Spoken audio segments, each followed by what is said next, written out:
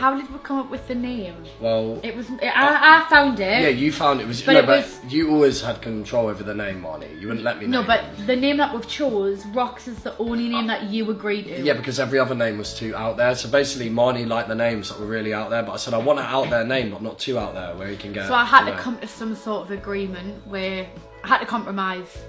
So we named him Rox, and I feel like we're both really happy with that. Yeah. I really wanted Star is the middle name, just because I think it's. But I said Rock Star, you know what I mean? And it sounds like Twinkle Little Star. Someone would probably say to him in school. No. You got to think about when they go to school and everything. No one even knows. Like whoever reveals the middle names. Well, Marnie, you do know when your he's middle older, name. he would have had the choice. Well, basically, we're not having a middle name called Star. That's the bottom line. I'm telling you, when Rox is older and I tell him this story, he's going to be so angry at you. Maybe when he's 12, but when he's like 18, he's going to thank me. No, when he's older, he's going to be like, why didn't you give us that? Like, that would have been a sick Instagram name. Rox Star.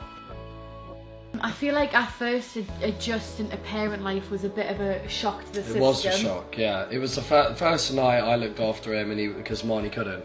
I feel like because I had such a traumatic labour and birth, it kind of made the first couple of days harder.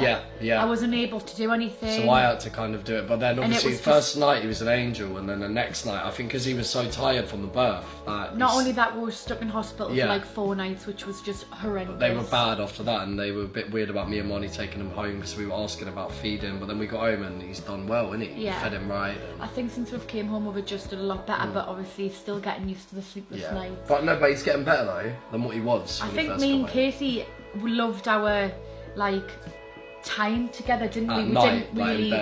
We didn't really understand how much it would change. I think we were a bit naive to it, but we're just so happy now, and we're just a little family on there. Our little family.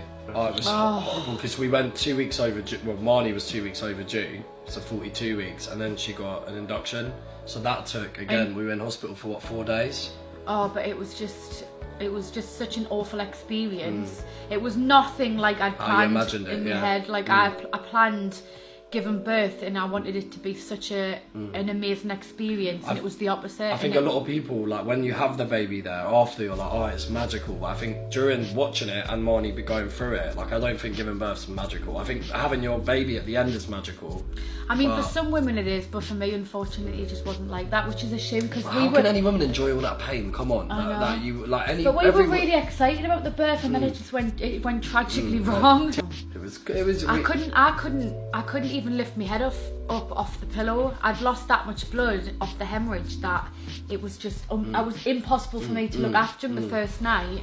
So you had to do it. Yeah, didn't you? I looked after him the first night, but again, he was an angel. I fed him every 3 hours, 4 hours. I had to wake him up to feed him, so I thought, oh, this is easy. Then the next day, it was like he went bad. The next day, like crying, and I was thinking, oh my god, like. But then you get through it. You got to. Yeah. Everyone says the same thing, how hard it is at first. It is really hard. And it does get easier, but then harder in different ways. So.